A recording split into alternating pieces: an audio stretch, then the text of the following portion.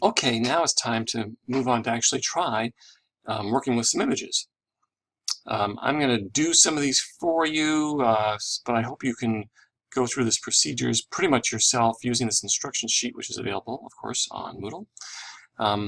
And not just copying everything I do in the video. Please try to understand how to use the program, because although we're going to size some photos as an exercise, you should be gathering up photos, getting photos of yourself, a couple of portraits, maybe a headshot, or we call mugshot, a head and shoulder shot, and maybe a good environmental kind of portrait, more of a full portrait. And then photos of yourself doing things that relate to your resume, or maybe photos of things related to your resume. Maybe a photo from the college, if you went to go with this section on the college. A photo of you working in a club, or doing one of your hobbies, so on and so forth. And what are you going to do with those photos? You're going to gather them up now, but soon you're going to be deciding what size you want them and having to size them, because you can't use huge photos from your digital camera on the website. It would just take way too long to load. We need to size them to exactly the size we're going to use, and web photos are much smaller than regular photos. So how do we do that? Well, here's some instructions. I suggest you make a project folder, Images1, good, that's fine. Within it, an originals folder. Yes, you're going to put some stuff in the originals, right? Within that project folder, make a root folder, Images1 and last name. That's kind of normal, right? Within the root folder, though, I want you to make two subfolders, one called thumbs, one called full. The idea is we're going to make photos that would be thumbnails. Well, first we're actually going to make the full one. We always make the bigger one first and then a smaller one afterwards. We can't go in the reverse. We can always go back and start with the original image. We never want to overwrite the original image. That's why we keep them in originals. And keep backups of the original images. We don't want anything to happen to the original images. But we make a full size, like the size is going to be displayed when we really want to look at the photo, and we make a thumbnail size, like would be in a gallery, for instance, or some other small use that you'd probably click on and go to the full size one. So that's a normal kind of thing. And this is the video here. It mentions, yes, good. Go to Moodle, download from your original, into your originals folder, the two photos from the Images2 folder. They are called B-Ball and Jim. And open Jim in Pixlr. What is Pixlr? Well, we can find it on the Moodle site. Maybe I should have prepared and actually gone there and showed you that. And up in the general first area, there's Pixlr. I think I'm saying that right. Photo editor. It's a free online photo editing tool that we're going to use in class, and here we go using it. Let me talk to you about the folder structure again. Here is mine. It says I'm in the Images1 folder. I have an originals. I put two photos in there. Let's look at the size of those. 1,672 kilobytes. That's 1.6 megs, almost 1.7 megs. That's big, not enormous, but good size. And 2.2 megs for the Jim photo, which is big, not enormous. Your cameras probably shoot much bigger files than these. So these are already not that big, but as web photos are going to be much, much, much smaller. And inside images, I have two folders, full and thumbs. So that's what you should have also. So let's get going, shall we? Okay, when you open up Pixlr, you're going to be in the editor. If you use that link, you'll be in the editor. If you just go Google Pixlr and open it up, you have to choose the editor. And you don't need to make an account or pay any money. Those are options to you. You get special things and so on, but it is not necessary. I haven't done that. Open the image from the computer is a choice that you want. And I have to go then navigate and find all this way to go to find Images1. Originals, right? And I suggest you start with, sorry, I forgot for a second. So you start with Jim. So let's open it up. There it is. Now, if your photos, maybe not these photos, but other photos, ever come in like, and you don't see the whole thing, Control 0 shows that a photo at full size, but you can also do Control minus. I'm holding the Control key down to make the photo bigger, smaller, Control plus to make it bigger, and stuff like that. Okay. You can also resize this window here. You can actually go in here and just give a percent too. Like I want it to be 18%. Hit enter. Whatever, something like that.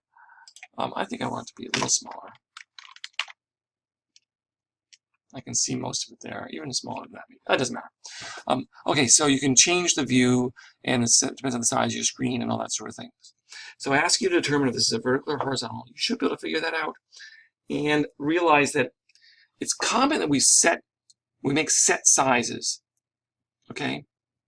In fact, we even sometimes name our photos by the size.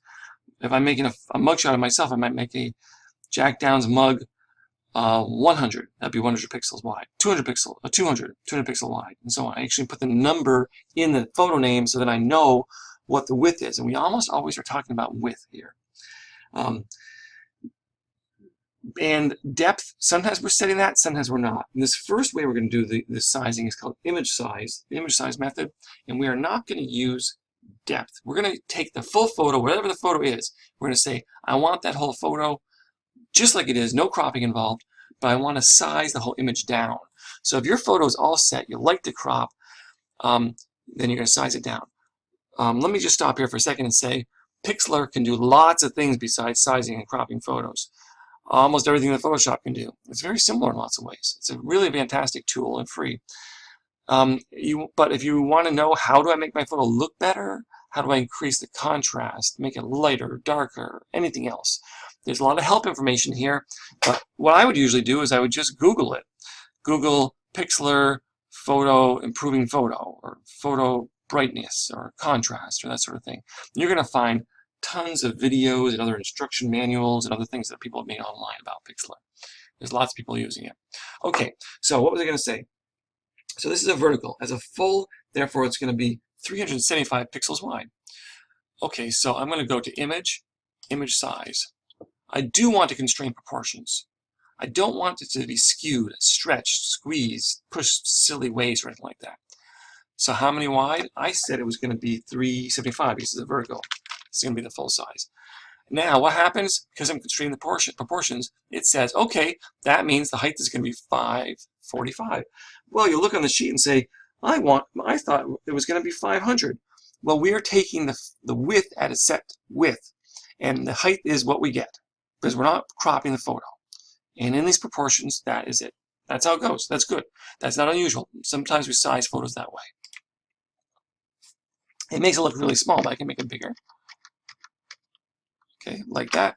And I can see, if I look carefully, I would see the quality was not as good as it was, but it's made to be viewed on the web now. So what would I do now? I'm going to save it.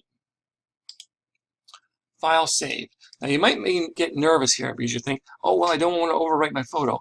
But in my limited experience with Pixlr, it appears that save is really the same thing as save as, and it's the same thing every time. And unless you choose to save over an image, it won't happen. And I suggested that you make here something called full gem last name, right?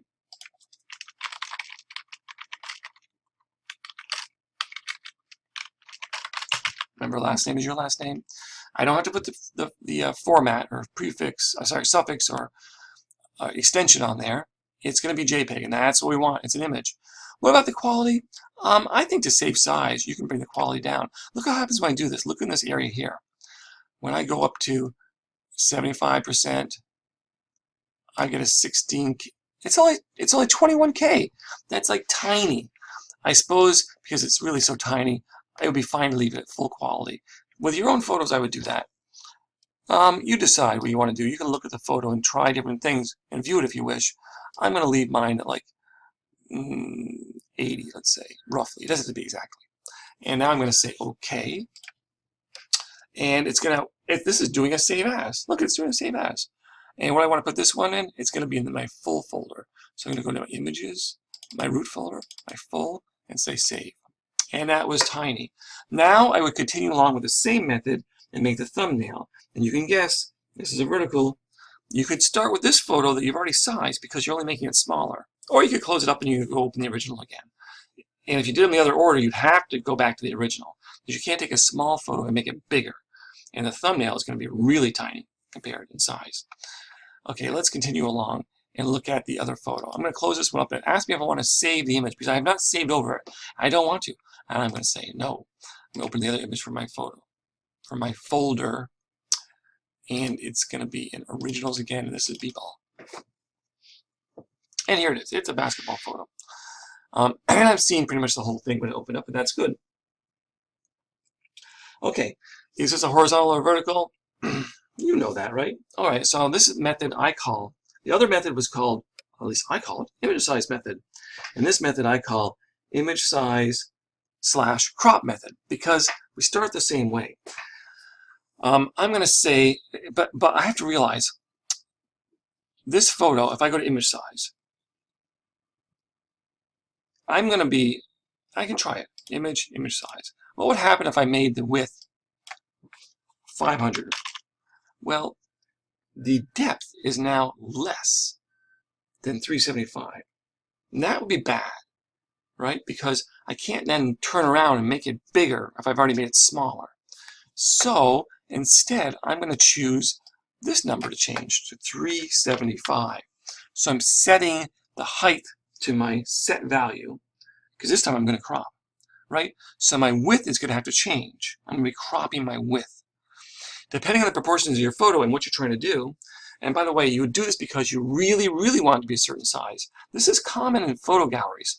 All the photos in the gallery are exactly the same size, regardless of the original proportions.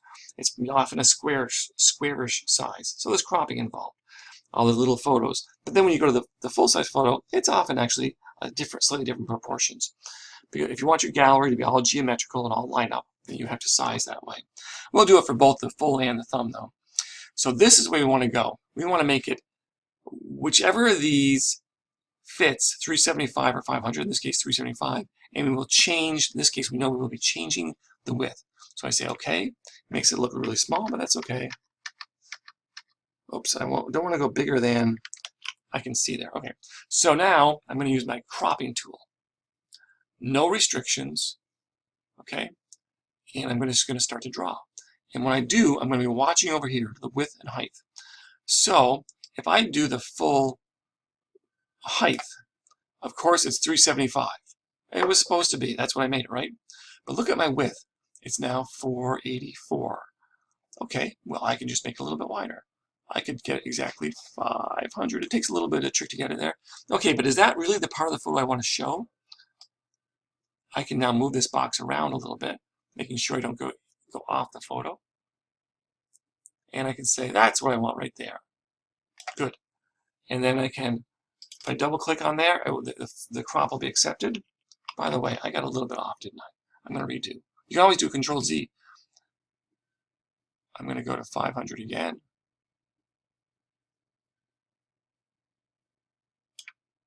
Okay.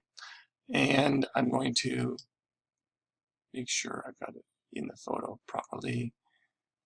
And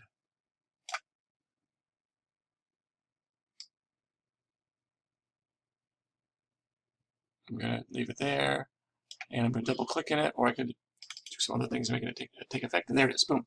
So that's my photo. I decided that's what my crop is going to be. And now I'm just going to do the saving the same way that I did before. And then I'm going to use, now I shouldn't probably have to do the cropping on the thumbnail if the proportions between 500, 375 to 100 to 75 are the same. So that isn't going to be an issue. But if for some reason I was doing my thumbnail with slightly different proportions, I could still use the crop afterwards. So again, the instructions to go back to it is a reminder. It says, zip, yes, so undo that. Do you have photos of yourself yet? And here's a reminder about getting the photos of yourself.